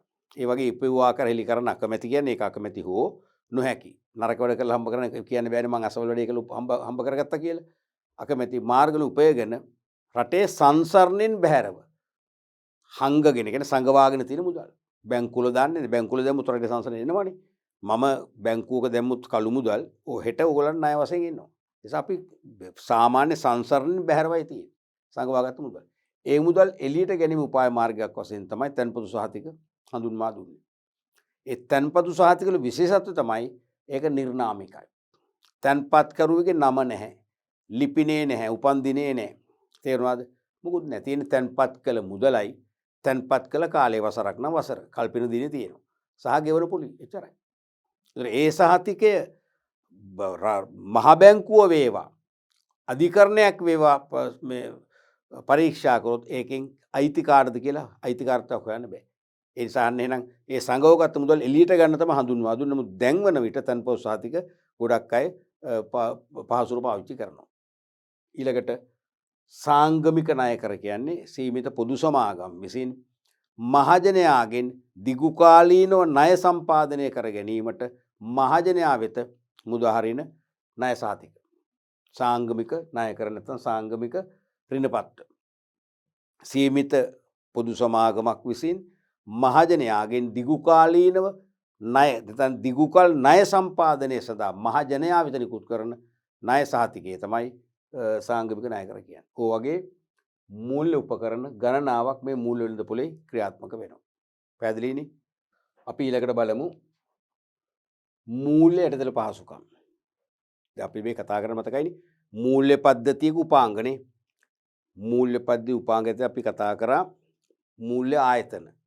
ඊට පස්සේ මූල්‍ය උපකරණ. දැන් කියන්නේ මොකද්ද? මූල්‍ය යටිතල පහසුකම්. රටක මූල්‍ය ක්‍රමයේ සංවිධිත ක්‍රියාකාරීත්වය කියන්නේ විධිමත් ක්‍රියාකාරීත්වය. සංවිධිත ක්‍රියාකාරීත්වය හා ස්ථායීතාව ස්ථාවර බව තහවුරු කිරීම සඳහා ආධාර වන ගෙවීම් හා පියවීම් පද්ධති අන්න ගෙවීම් හා පියවීම් පද්ධති තමයි මූල්‍ය යටිතල පහසුකම් කියලා කියන්නේ. තේරුණාද? රටක මූල්‍ය ක්‍රමය නැත්නම් මූල්‍ය වෙළඳ පොලේ සංවිධිත ක්‍රියාකාරීත්වය විධිමත් ක්‍රියාකාරීත්වය වගේම ස්ථාවර බව තහවුරු කර ගැනීම සඳහා ආධාර වන විවිධ වූ ගෙවීම් සහ පියවීම් පද්ධති කිහිපයක් තියෙනවා. ඒ ගෙවීම් පියවීම් පද්ධතිය තමයි මූල්‍ය යටිතල පහසුකම් කියන්නේ. මේ මූල්‍ය යටිතල පහසුකම් තුලින් තමයි යහපත් මූල්‍ය වෙළඳ පොලක් නිර්මාණය වෙන්නේ. නැත්නම් වඩා සංවිධිත වඩා ස්ථාවර වූ මූල්‍ය වෙළඳ පොලක් සක්‍රිය කරන්න දායක වෙන්නේ සේවා සපයන්නේ ඒ සේවා මූලාශ්‍ර තමයි මූල්‍ය යටිතල පහසුකම් කියන්නේ. තේරෙනවද? ශක්තිමත් මූල්‍ය වෙළඳ පොලක් ජීවමාන කරන්න අවශ්‍ය පහසුකම් ටික තමයි මූල්‍ය යටිතල පහසුකම් කියන්නේ. ඒ කියන්නේ විවිධ වූ ගෙවීම් සහ පියවීම් පද්ධති මගින් තමයි ඒ මූල්‍ය වෙළඳ පොලේ මූල්‍ය ගනුදෙනු ක්‍රියාත්මක කරන්න දායකත්වය දෙන්නේ. කොටිම මේ යටිතල පහසුකම් ටික නොමැති වුණා නම් මූල්‍ය ගනුදෙනු සිදු වෙන්නේ නැහැ. මූල්‍ය ගනුදෙනු සිදු වෙන්නේ නැහැ කියන්නේ මූල්‍ය වෙළඳ පොලක් නැහැ. මූල්‍ය වෙළඳ පොලක් නැහැ කියන්නේ මූල්‍ය කළමනාකරණය කියලා විෂයපතයකුත් අපිට කතා කරන්න ඉතුරු වෙන්නේ නැහැ. තේරෙනවනේ? උදාහරණයක් වශයෙන් තත්කාලීන දල පියවීම් පද්ධතිය. මතකනේ? Real time gross settlement system RTGS ක්‍රමය. මතකද අපි මේ බැංකු පාඩමේ කතා කරා. දැන් මේකදී ආයෙ විස්තර කරන්න ඕනේ නැහැ. නිකන් මතක් කරොත් විවිධ බැංකු අතර සිදුවන මූල්‍ය ගනුදෙනු. බැංකු අතර මූල්‍ය ගනුදෙනු සිදු වූ වහාම බැංකු අතර මූල්‍ය ගනුදෙනු සිදු වූ වහාම අදාළ බැංකු දෙකේ ගිණුම් වල එම තොරතුරු සටහන් කරලා ඒ මොහොතේම ඒ බැංකු අතර ණය ගැති ණය හිමි සම්බන්ධයක් තිබේ නම් ඒ ණය ගැති ණය හිමි සම්බන්ධය සමාප්ත කිරීම තමයි මේ තත්කාල දල පියවීම් පද්ධතියෙන් කරන්නේ. තේරුණාද? ඒකම ඡායාගත පිළිබිඹු චෙක්පත් නිෂ්කාශන පද්ධතිය. ඡායාගත පිළිබිඹු චෙක්පත් නිෂ්කාශන පද්ධතිය. ඉමේජ් චෙක් ක්ලියරින් සිස්ටම් නැත්නම් චෙක් ට්‍රන්කේෂන් සිස්ටම් කියන CTS කියන්නේ චෙක් ට්‍රන්කේෂන් සිස්ටම්. ට්‍රන්කේෂන් කියන්නේ නිෂ්කාශනය. දැන් ඔබ දන්නවා වාණිජ්‍ය බැංකුවල ජංගම ගිණුම් පදනම්ව චෙක්පත් නිකුත් කරනවා. ඒ චෙක්පත් ලබන පාර්ශ්වයන් විසින් ඒගොල්ලන්ගේ බැංකු ගිණුම් වලට බැර කරන්න බාර දෙනවා. හරිද? දැන් උදාහරණයක් වශයෙන් ලංකා බැංකුවේ ගිණුම් හිමියෙක් විසින් රුපියල් මිලියන 10ක චෙක්පතක් නිකුත් කරන සම්පත් බැංකු ගිණුම් හිමියෙකුට. ඒ ගිණුම් හිමියා සම්පත් බැංකුවේ අදාළ තමන්ගේ ශාඛාවේ ගිණුමට බැර කරන්න කියලා බාර දෙනවා. එතකොට වෙන්න ඕනේ ওই චෙක්පතට මිලියන 10ක් ලංකා බැංකුවෙන් ගෙවන්න ඕනේ. ලංකා බැංකුව ණය ගැති. සම්පත් බැංකුවට මිලියන 10ක් ලැබිය යුතුයි. සම්පත් බැංකුව ණය හිමි. ඔයක උදාහරණයක්.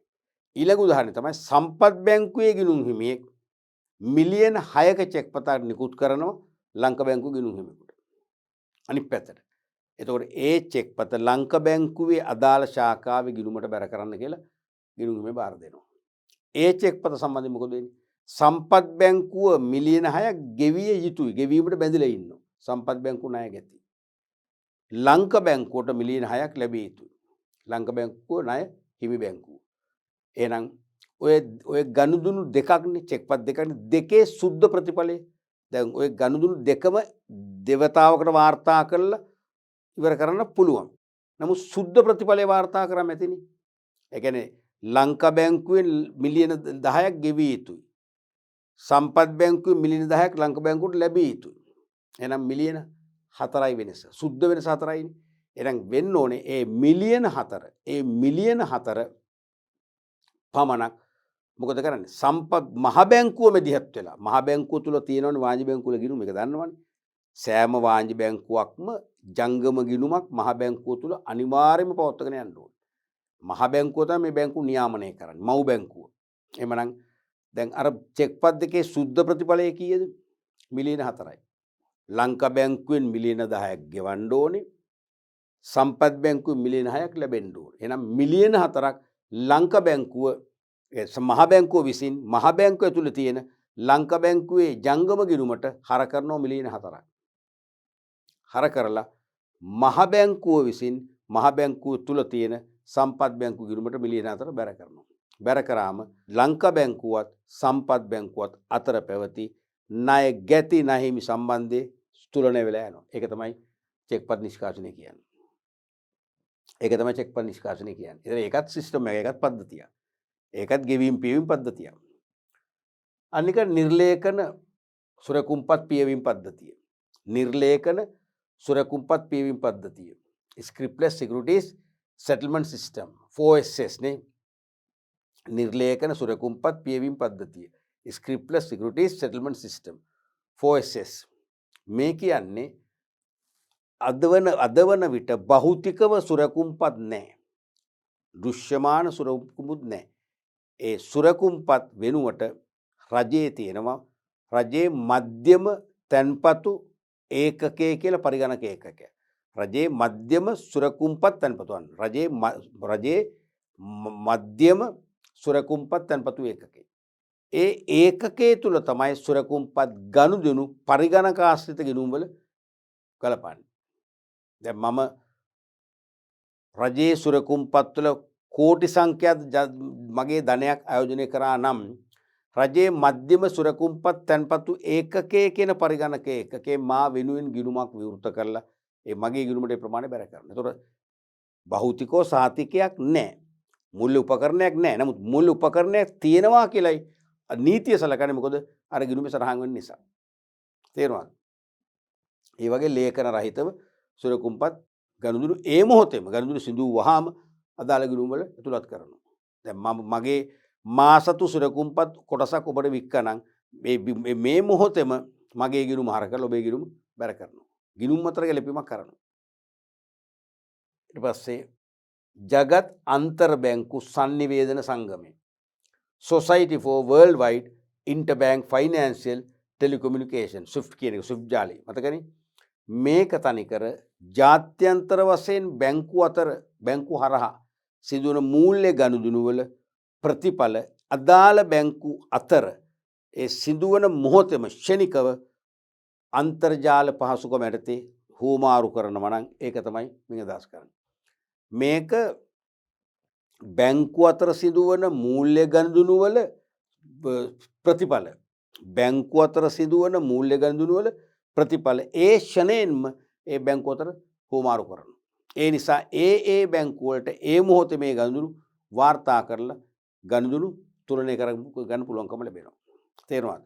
දැන් මේ තත්කාලීන දලපියවීම් පද්ධතිය පවා සක්‍රිය කරගන්න අවශ්‍ය යටිදල පහසුමක් විදිහට මේක ක්‍රියාත්මක වෙනවා. SWIFT නිසා තමයි ගනුදෙනු බැංකු අතර ගනුදෙනු සිදු වුවාම බැංකු දෙක අතරේ ගනුදෙනු ප්‍රතිඵල ගෙනියන්නේ මොකෙන්ද? SWIFT හරහා. ගිය නිසා තමයි ඒ මොහොතේම ගිණුම් වල ගලපලා නිම කරගන්න පුළුවන්කම ලැබෙන්නේ. මෙන්න මේ වගේ මූල්‍ය යටිදල පහසුකම් කියන එකත් මූල්‍ය පද්ධතිය අනිවාර්යයෙන්ම ක්‍රියාත්මක වෙනවා. මොකද මූල්‍ය පද්ධතිය අක්‍රියයි මේ පහසුකම් නැත්තම්. පැහැදිලිනේ? ඊළඟට අපි බලමු මූල්‍ය පද්ධතිය ටීචර්ස් ගයිඩ් එකේ මේ වගේ සමරයිස් කරලා ළමයිට ඉදිරිපත් කරන්න කියලා තියෙන නිසා මමත් ඒක විදිහටම ගත්තා. අපි දැන් කතා කරු ටිකමයි. හරිද?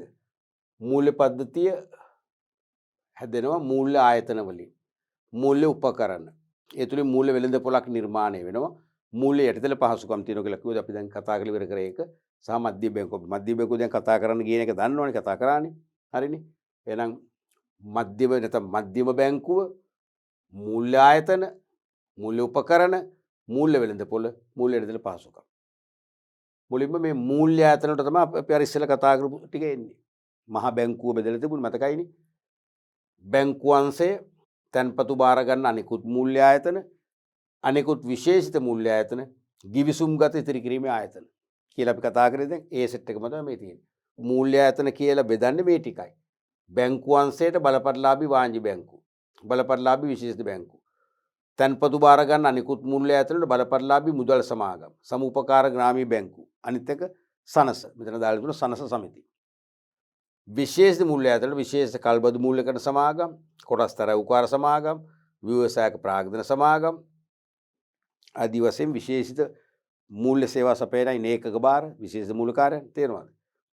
ගිවිසුම්ගත ඉතිරි කිරීම ආයතන වල රක්ෂණ සමාගම්, සේවක අර්ථ සාධක අරමුදල, සේවක බාරකාර අරමුදල වැනි විශේෂිත කියන්නේ විශේෂිත ගිවිසුමට ඇති කරගත්ත අරමුදල් වර්ග ක්‍රියාත්මක වෙනවා.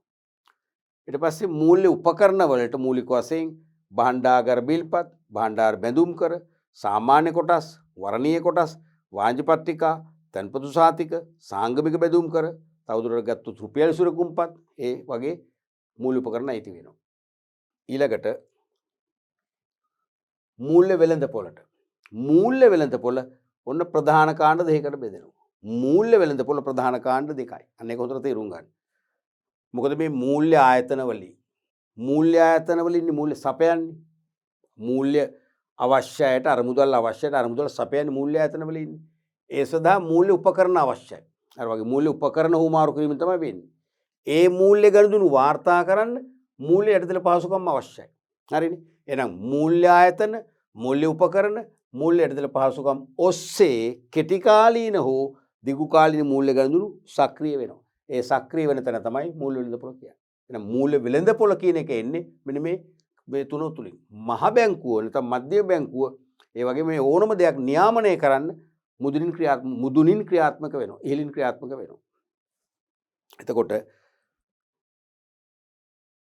මේ මූල්‍ය වෙළඳපොලේ ප්‍රභේද දෙකයි. එකක් මුදල් වෙළඳපොළ, ප්‍රාග්ධන වෙළඳපොළ, money market and capital market. තේරුණාද?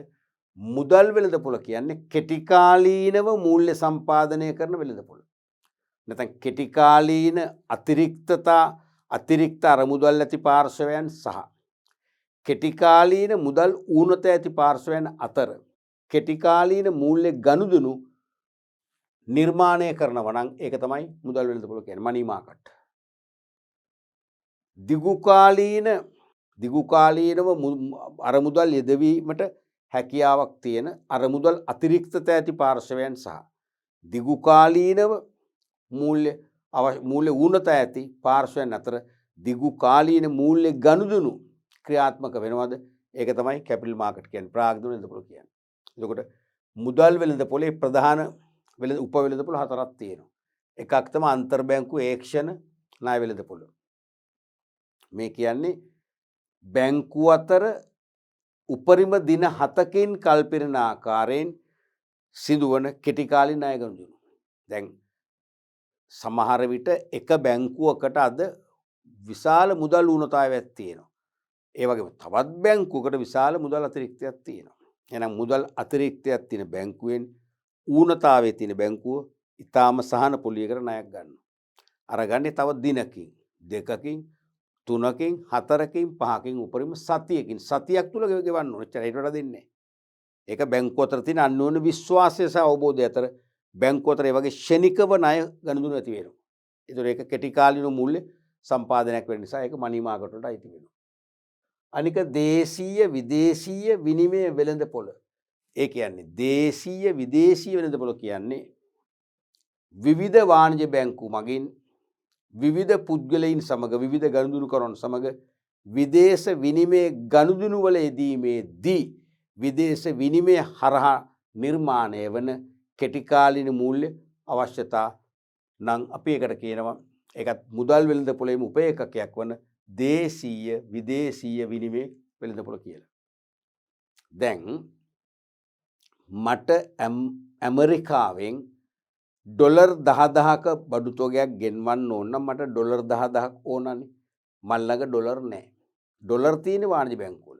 මම වාණිජ බැංකුවෙන් ඉල්ලීම් කරලා ඒගොල්ලෝ ඒ ඩොලර් 10000ට සරිලන රුපියල් ප්‍රමාණය මම බැංකුවට දුන්නාම මට ඩොලර් ලබා දෙනවා. එහෙනම් බැංකුව ඩොලර් වලින් මට මූල්‍ය සම්පාදනය කළා. මම ඩොලර් වලින් මූල්‍ය සපයා ගත්තා. ඒකත් කෙටි කාලීන. ඇයි මම අද ඩොලර් 10,000ක බහන්න ගෙන්නුවොත් නැවත මම බහන්න ගෙන්වන්නේ අවුරුදු 50කින්ද නෑ. සමහරට ලබන සතියේත් ගෙන්නනවා. හෙටත් ගෙන්නනවා. එහෙමනේ කෙටි කාලීනයි. එතන දුන්නේ බැංකුවෙන් මම විදේශ විනිමය තුලින් කෙටි කල් මූල්‍ය සපයා ගත්තා. ඕක අනිත් පැත්ත හිතන්න. මම ඇමරිකාවට බහන්න අපනයනය කරනවා ඩොලර් 20000ක. මට ඇමරිකාව ඩොලර් ගෙවන්න. මට මෙහි භාවිතයට ඩොලර් වැඩක් නෑ. මෙහි සංසරණේ ඩොලර් නෙවෙයි. මම ඒ නිසා බැංකුවට ඩොලර් දීලා ඊට සරිලන රුපියල් ප්‍රමාණය ලබා ගන්නවා. මම මොකද කරේ? විදේශ විනිමය වික්ක බැංකුවට. විදේශ විනිමය විකිණීමෙන් මම බැංකුවට විදේශ විනිමය මගින් මූල්‍ය සම්පාදනය කරන්න දායක වුණා. ඒකත් කෙටි කාලේ නැවත වෙනවා. ඒව තමයි දේශීය විදේශී විනිමය වෙළඳපොළ කියන්නේ. අනික භාණ්ඩාගාර බිල් වෙළඳපොළ. භාණ්ඩාගාර බිල් කියන එක දන්නවනේ. රජයට මහජනයාගෙන් කෙටිකාලීන ණය ලබා ගැනීමට මහජනයා වෙත නිකුත් කරන කෙටිකල් ණය උපකරණ විශේෂය තමයි භාණ්ඩාගාර බිල්පත් කියන්නේ. අනේ භාණ්ඩාගාර බිල්පත් හෝමාරු වන වෙළඳපොළ තමයි භාණ්ඩාගාර බිල්පත් වෙළඳපොළ කියන්නේ. මේක අපි පස්සේ විග්‍රහ කරමු. මේක ප්‍රභේද දෙකක් තියෙන. එකක් තමයි ප්‍රාථමික භාණ්ඩාගාර බිල්පත් වෙළඳපොළ. අනේක ද්විතීයික භාණ්ඩාගාර බිල්පත් වෙළඳපොළ. දැන් මහ බැංකුවනේ මේව විකුණන රජය වෙනුවෙන්. මහ බැංකුව විකුණද්දිම මිලදී ගන්නේ කවුද? ප්‍රාථමික අයිවිකරු. අර බලයලත් වාණිජ බැංකුව සහ බලයලත් අතරමැදි වෙළඳ සංගම්. තේරෙනවද? ඒගොල්ලෝ තමයි ප්‍රාථමික අයිවිකරු කියන්නේ. ඒතකොට අන්න ඒගොල්ලෝ තමයි මිලදී ගන්නේ. ප්‍රථම වතාවට ඒගොල්ලෝ මිලදී ගන්නවා විකුණනවා රජය වෙනුවෙන් මහ බැංකුව. එහෙනම් ඒක තමයි ප්‍රාථමික වෙළඳපොළ කියන්නේ. ද්විතීයික වෙළඳපොළ කියන්නේ මේ භාණ්ඩාගාර බිල්පත් කල් පිරෙන්න තියෙනවනේ මාස 3 6 අවුරුදු වගේ. ඒ කල් පිරෙන්න පෙර කල් පිරෙනකන් ඉන්නේ නැතුව Tamanට කෙටිකල් මූල්‍ය අවශ්‍යතා ඇති වුණාම ද්‍රවශීලතා ප්‍රශ්න ඇති වුණාම භාණ්ඩාගාර බිල්පත් මිලදී ගත්ත අය වෙන කාට හරි විකුණනවා. විකුණලා Tamanට අවශ්‍ය කෙටිකල් මූල්‍ය සපයා ගන්නවා. ඒගොල්ලෝ නැවත කාට හරි විකුණනවා. ඒ වගේ කල් පිරීමට පෙර භාණ්ඩාගාර බිල්පත් මහජනයාට හෝමාරු වීමේදී ගනුදෙනු වීමේදී ඇතිවන වෙළඳපොළ තමයි ද්විතීයික වෙළඳපොළ කියන්නේ. ඇත්තෙන්ම මේ මුදල් වෙළඳපොළේ උප වෙළඳපොළ වශයෙන් සලකන්නේ අපි ඒ ද්විතීයික වෙළඳපොළ. අපි ඒක පස්සේ විග්‍රහ කරගමුකෝ. අනිත් එක වාණිජ පත්‍රිකා වෙළඳපොළ.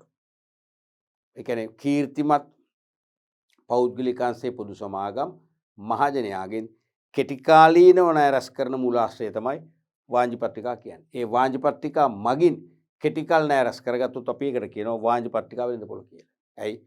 අදාළ සමාගම මූල්‍ය සපයාගත්ත පාර්ශවය වෙනවා. මහජනතාව මේ වාණිජ පත්‍රිකා මිලදීගෙන මූල්‍ය සම්පාදනය කර දුන් පාර්ශවය වෙනවා. එහෙනම් කෙටිකල් මූල්‍ය ගණනුවක්. ඒ නිසා මනි මාකට් එකේ ඒක සබ් මාකට් එකක් වෙනවා. ඊළඟට ප්‍රාග්ධන වෙළඳපොළ. ඒ කියන්නේ දිගු කාලීනව මූල්‍ය සම්පාදනය කරන වෙළඳපොළ තත්ත්වය තමයි ප්‍රාග්ධන වෙළඳපොළ කියලා කියන්නේ. ඒකේ ප්‍රභේද ගොඩක් තියෙනවා. භාණ්ඩාගාර බැඳුම් කර වෙළඳපොළ, සාංගමික බැඳුම් කර වෙළඳපොළ, කොටස් වෙළඳපොළ කියලා මූලික ප්‍රභේද තුනක්.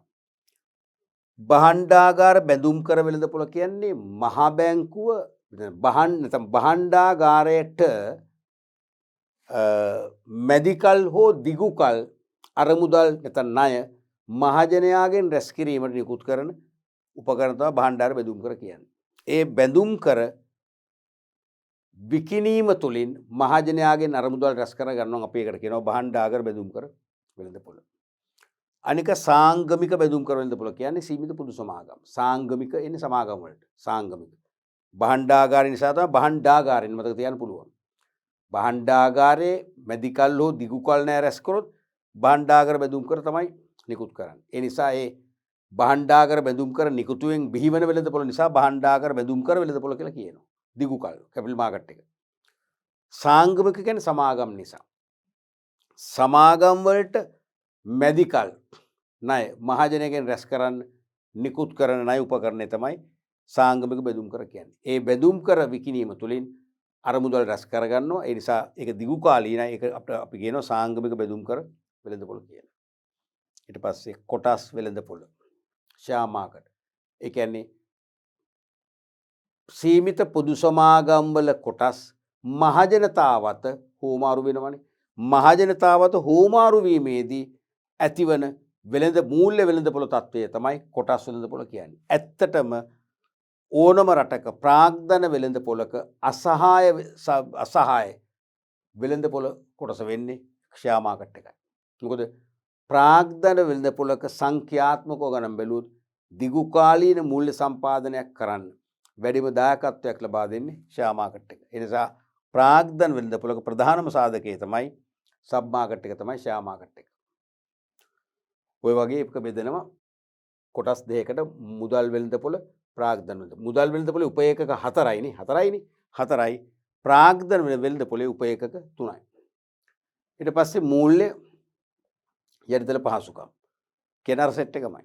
තේරෙනවද? තත්කාලීන දල පියවීම පද්ධතිය නැත්නම් RTGS, නිර්ලේඛන සුරකුම්පත් පියවීම පද්ධතිය 4S කියන එක, ඡායාගත පිළිබිඹු චෙක්පත් නිෂ්කාශන ක්‍රමය, ජගත් අන්තර් බැංකු මූල්‍ය සංනිවේදන සංගමය නැත්නම් ස්විෆ්ට් කියලා අපි කතා කරේ.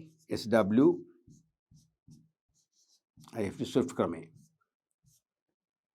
මේක RTGS.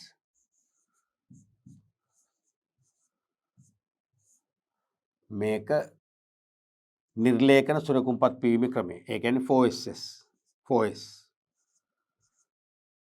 මේක ඡායාගත පිළිබිඹු චෙක්පත් නිෂ්කාශන ක්‍රමය. ඒ කියන්නේ චෙක් ට්‍රන්කේෂන් සිස්ටම් CTS. මතකනේ? ඔච්චරයි. ඔය වගේ රටක මූල්‍ය පද්ධතියේ උපාංග තමයි මේ විස්තර කරන්නේ. මූල්‍ය ආයතන, මූල්‍ය උපකරණ, මූල්‍ය වෙළඳපොළ, මූල්‍ය යටිතල පහසුකම්, මධ්‍ය බැංකුව. අපි මධ්‍ය බැංකුව ගැන කතා කරන්නේ නැත්තේ ඒක බැංකු පාඩමේ කතා කරමු නිසා මධ්‍ය බැංකුවට පුළුවන් මේ ඕනම දෙයක් නියාමනය කරන්න.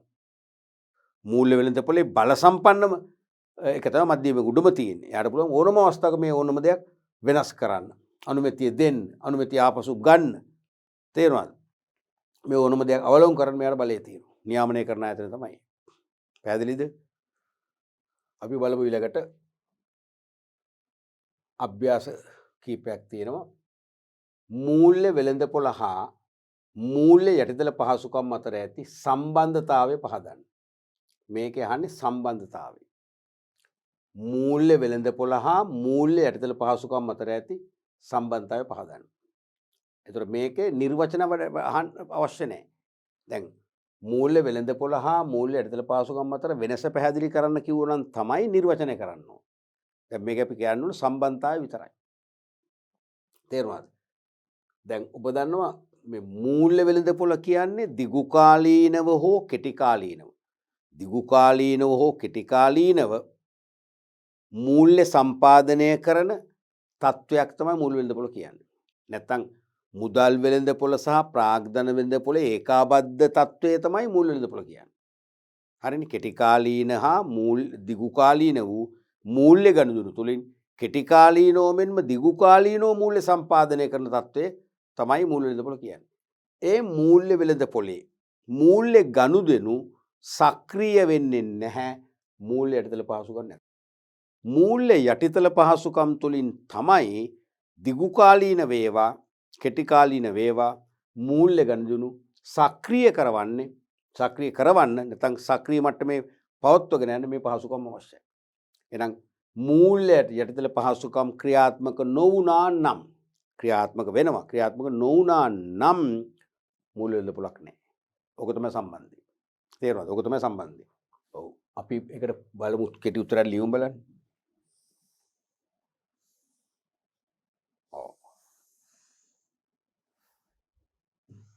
ලියන්න පුළුවන් පළවෙනි අභ්‍යාසය.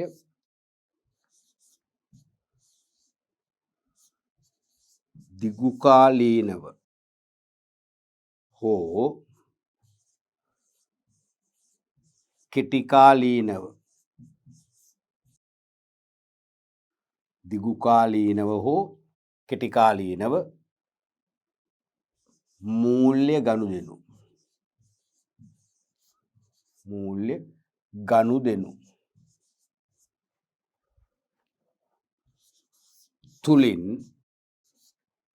තුලින් බිහිවන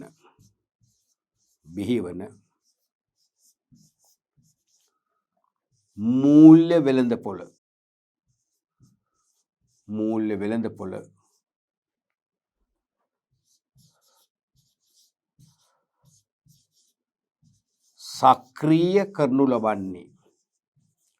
සක්‍රිය කරනු ලබන්නේ මූල්‍ය යටිතල පහසුකම් මූල්‍ය යටිතල පහසුකම් තුලින් වන නිසා මෙම සංකල්ප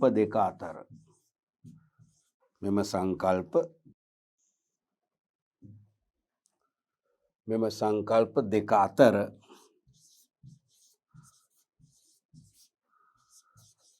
ඍජු සම්බන්ධයක් පවතී. ඒ ඇති ආන සම්බන්ධයෙන් ඕන්න අපිට මෙතන ඍජු සම්බන්ධයක් කියන එක මුලින්ම ලියන්න තිබුණා. මෙම සංකල්ප දෙක අතර ඍජු සම්බන්ධයක් ඇත. එනම් කියලා ලියන්න පුළුවන්. මම එකටම මේ ප්‍රශ්නය නේ දෙවිදිහම හරි. අපි ඊළඟට බලමු. මේක දෙවෙනි අභ්‍යාසය. පහත දැක්වෙන දෑ මූල්‍ය ආයතන, මූල්‍ය උපකරණ, මූල්‍ය යටිතල පහසුකම් හා මූල්‍ය වෙළඳපොළ යටතේ වර කර දක්වන්න. බොහොම කෙටි ප්‍රශ්නයක්, කෙටි ව්‍යායාමයක්. මෙවැනි ප්‍රශ්න එන්න පුළුවන් වේ අනිවාර්යයෙන්ම එනවා. ආසන්නම් ප්‍රශ්න මේ. තාම ආවේ නැහැ. ආසන්නම් ප්‍රශ්නයක්, අනුමාන ප්‍රශ්නයක්. මේ වගේ මූල්‍ය වෙළඳපොළ හා සම්බන්ධ සංකල්ප දීලා ඒ මූල්‍ය පද්ධතියේ උපාංග වලට වෙන් කර දක්වන්න. ඒ කියන්නේ මූල්‍ය පද්ධතිය ගැන අවබෝධයක් තිබෙනවද කියලා ඇගීමක් තමයි මේකෙන් කරන්නේ. එතකොට මූල්‍ය ආයතන, මූල්‍ය උපකරණ, මූල්‍ය යටිතල පහසුකම්, මූල්‍ය වෙළඳපොළ වර කරන අපිට ලේසි ශීර්ෂ හතර ලියාගත්තා නම් අපිට මේ ඉංග්‍රීසි අකුරු ඒ ශීර්ෂ හතරට ඇතුළත් කරන්න පුළුවන්. ශීර්ෂ හතර එල්ලන්න පුළුවන්. ඒතකොට ලේසි උත්තරේ පැහැදිලි. උත්තරපත්‍ර පරීක්ෂකවරයාට බොහොම පහසුවෙන් උත්තර හොයාගන්න පුළුවන්. අපි මේ වගේ කරමු එක.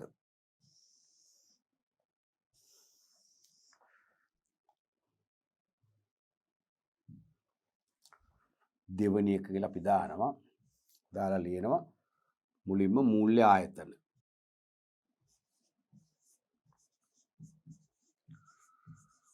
මූල්‍ය ආයතන. හරිනේ. පළවෙනි එක.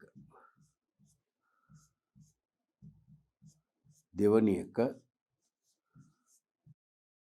මූල්‍ය යටිතල පහසුකම්.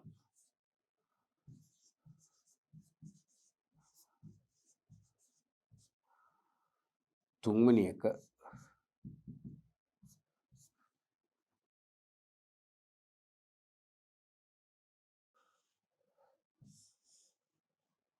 මූල්‍ය ආයතන, මූල්‍ය පහසුකම්, මූල්‍ය උපකරණ, මූල්‍ය වෙළඳපොළ.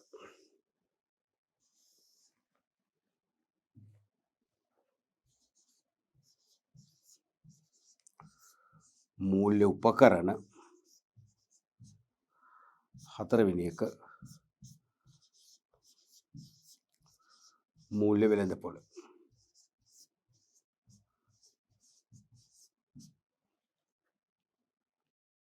පිට මේ දැන් ඉංග්‍රීසි අක්ෂර මේවට ඇතුළත් කරාම හරිනේ. එතකොට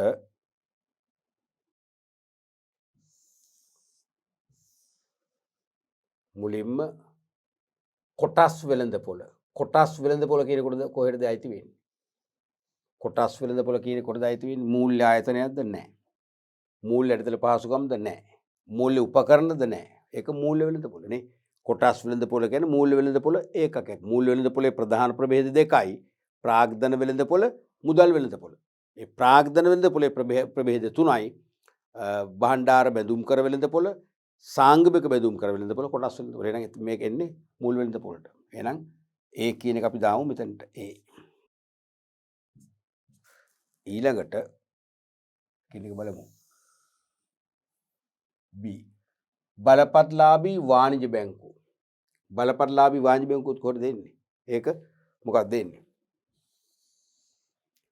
මූල්‍ය ආයතනද? පැහැදිලිවම නේ. මූල්‍ය ආයතන මහා බැංකුව විසින් වර්ග කරන මූල්‍ය ආයතන වලට තමයි ඔය කියන්නේ. බැංකු අංශය, තැන්පතු භාර ගන්න අනිකුත් මූල්‍ය ආයතන, ගිවිසුම්ගත ඉතුරුම් ආයතන, විශේෂිත මූල්‍ය ආයතන. ඔය හතරේ බැංකු අංශයට තමයි එන්නේ. එහෙනම් මූල්‍ය ආයතන වලට එන්නේ. එමනම් අපි ඒක දාන්න ඕනේ B මූල්‍ය ආයතන වලට. ඊළඟට වාණිජ පත්‍රිකා මොනවද? වාණිජ පත්‍රිකා එන්නේ කොහටද? මූල්‍ය ආයතනද මූල්‍ය යටිතල පහසුකම්ද මූල්‍ය උපකරණද මොකද්ද? මූල්‍ය උපකරණනේ. මොකද වාණිජ පත්‍රිකා කියන්නේ මුදල් වෙළඳපොළ තුල කෙටි කාලීන මූල්‍ය ගනුදෙනු සක්‍රිය කරන ක්‍රමවේදය නැත උපකරණ. එහෙනම් ඒක එන්නේ මූල්‍ය උපකරණ වලට. එහෙනම් ඒක එන්නේ C. C එන්නේ මෙතනට මූල්‍ය උපකරණ වලට. ඊළඟට අපි බලමු D. සාමාන්‍ය කොටස්. ඒත් එහෙමනේ. සාමාන්‍ය කොටස් කියන්නේ වර්ණීය කොටස් කියන්නේ ඒත් මූල්‍ය උපකරණ නේ. මූල්‍ය වෙළඳපොලේ ප්‍රධාන මූල්‍ය උපකරණ විශේෂයෙන්ම ප්‍රාග්ධන වෙළඳපොලේ ප්‍රාග්ධන වෙළඳපොළ උපකරණ. ඒවත් මූල්‍ය උපකරණ වලට ඒක එන්නේ. එහෙමනම්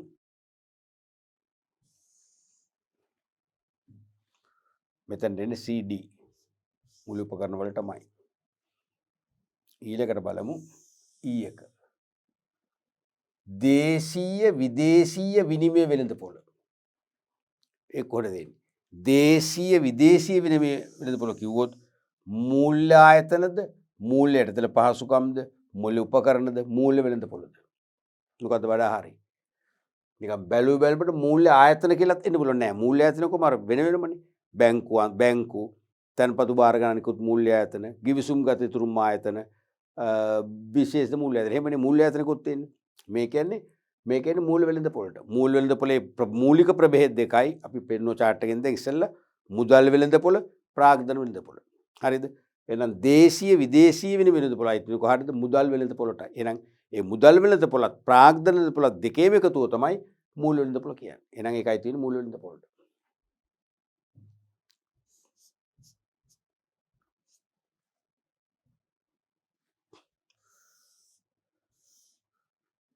AE. ඊට පස්සේ F. ව්‍යවසායක ප්‍රාග්ධන සමාගම් වෙන්චර් කැපිටල් කම්පැනිස් කොහොමද අයිති වෙන්නේ? මූල්‍ය ආයතන. පැහැදිලි මූල්‍ය ආයතනනේ.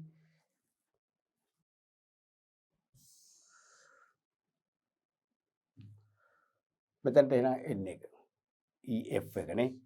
F. ඊළඟට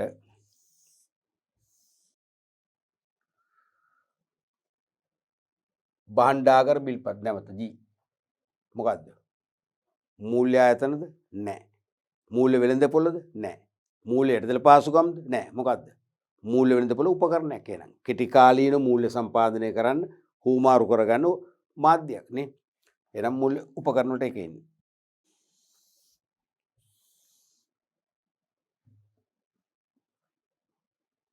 මෙතනට. G. ඊළඟට GH එක. භාණ්ඩාගාර බැඳුම් කර වෙළඳපොළ. භාණ්ඩාගාර බැඳුම් කර වෙළඳපොළ. කිව්වම මොකද කියන්නේ? ඒකයි දිනු කොහටද? ඒකත් මූල්‍ය වෙළඳපොළනේ. මූල්‍ය වෙළඳපොළේ කොටස් දෙකයි ප්‍රාග්ධන වෙළඳපොළ, මුදල් වෙළඳපොළ. මුදල් වෙළඳපොළේ උප ඒකක 4යි, ප්‍රාග්ධන වෙළඳපොළේ 3යි. එකක් තමයි භාණ්ඩාගාර බැඳුම් කර වෙළඳපොළ, අනික සාංගමික බැඳුම් කර වෙළඳපොළ, අනිත් එක කොටස් වෙළඳපොළ. එහෙනම් පැහැදිලිවම ඒකයි තියෙන්නේ මූල්‍ය වෙළඳපොළට.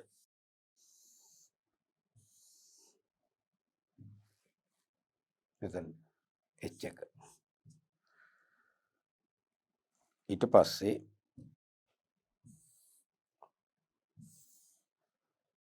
I එක. සේවක බාරකාර අරමුදල. සේවක බාරකාර අරමුදල කිව්වොත් මොකක්ද ඒක? මූල්‍ය ආයතනනේ. මහා බැංකුව වර්ගීකරණය කරපු මූල්‍ය ආයතන එකක් නේ. මොකද්ද? ගිවිසුම්ගත ඉතුරුම් ආයතනට අයිති එක. මූල්‍ය ආයතන පැහැදිලිව.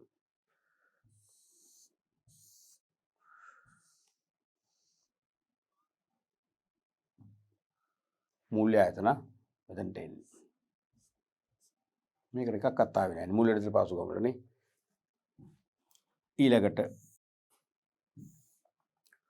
अंतिम निर्लेखन सुरकुंपत पियवीम पद्धति स्क्रिप्टलेस सिक्योरिटीज सेटलमेंट सिस्टम अन्न मुगद मुगद मूल्य यटितल पहसुकम किने एक मूल्य गणुदुनु क्रियात्मक करන්න අවශ්‍ය පහසුකම් සපයන සේවාවක් වෙනවා. එහෙනම් ඒක තමයි මූල්‍ය යටිතල පහසුකම් වලට එන්නේ.